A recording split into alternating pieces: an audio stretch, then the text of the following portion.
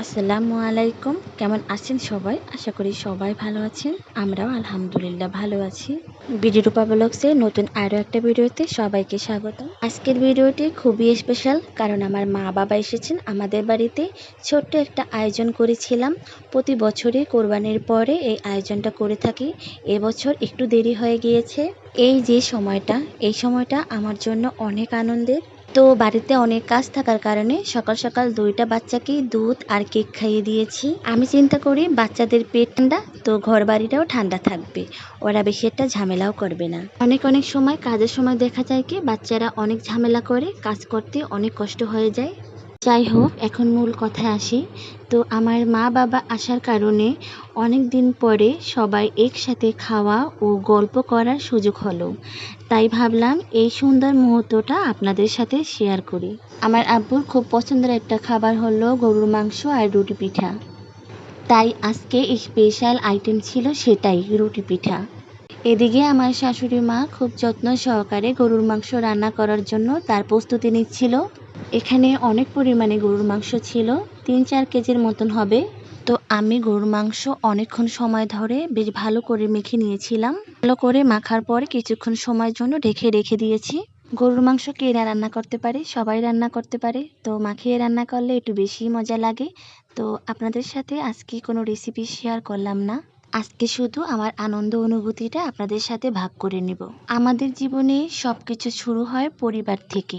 বাবা মায়ের দোয়া আর ভালোবাসা থাকলে জীবনের অনেক কাজ সহজ হয়ে যায়। সেই দিন শুধু আমার মা বাবা ছিল না, আমার ননদও ছিল, তার একটা ছোট্ট কিউট বাচ্চা ছিল। মোট কথা আমরা পরিবারের সবাই মিলেমিশে একটা ছোট্ট ঈদের মতন উদযাপন হয়েছিল।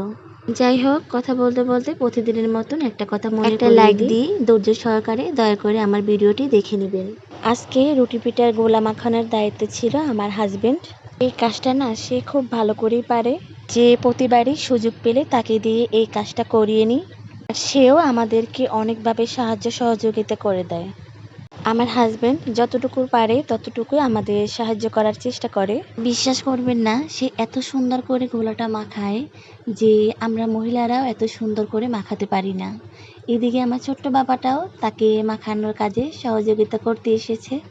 তো মাখানো যখন হয়ে গিয়েছে, মাখানোর পরে আমার শাশুড়ি মা, আমার ননদ, আমি সবাই মিলেমিশে এই রুটি বেলার কাজটা করে নিয়েছিলাম। ফাঁকে আমি একটু ভিডিও করে নিয়েছি আপনাদের সাথে শেয়ার করার জন্য।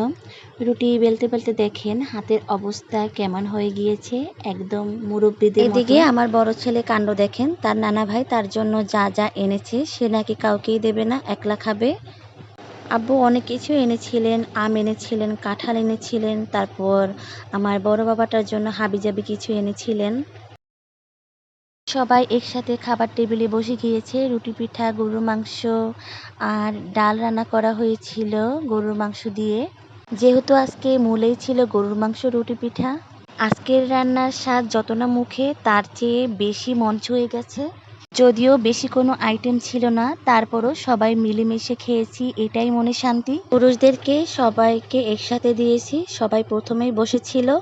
এখানে ছিল আমার আব্বু, ছিল আমার শ্বশুর আব্বা, আর আমার হাজবেন্ড, আমার বড় ছেলে, আমার বাসুরের ছেলে, সবাই একসাথে। এই ছিল আমাদের ছোট্ট একটা দাওয়াতের আয়োজন।